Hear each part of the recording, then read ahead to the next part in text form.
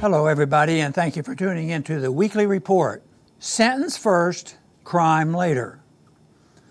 Attorney General William Barr recently sent a memo to law enforcement officials announcing a new federal initiative that would use techniques and tools developed in the war on terror, such as mass surveillance, to identify potential mass shooters.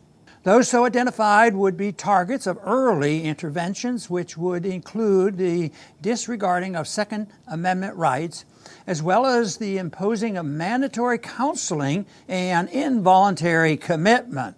The program would likely match data collected via mass surveillance with algorithms designed to identify those with mental problems that would lead them to commit violent crimes. So this program would deprive Americans of respect for their rights, not because they committed or even threatened to commit a violent act, but because their tweets, texts, or Facebook posts trigger a government algorithm. In order to enhance the government's ability to conduct mass surveillance, Barr has been trying to force tech companies to allow the government to have a backdoor for accessing electronic information. This would allow the government to read all messages, even those that are encrypted, making it all but impossible to escape the government's watchful eye. Many mental health professionals admit that diagnosing mental health issues involve a degree of subjectivity. So how can we trust a government-designed computer algorithm to accurately identify those with mental health problems?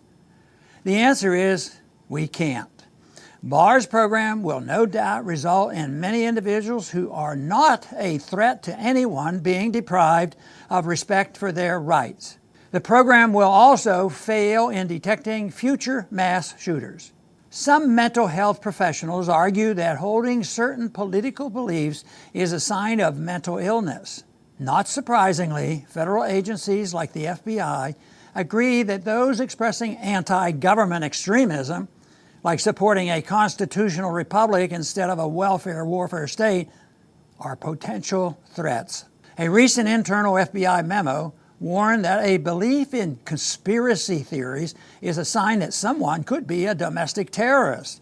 Conspiracy theorist is an all-purpose smear used against anyone who questions the government's official narrative on an event or issue.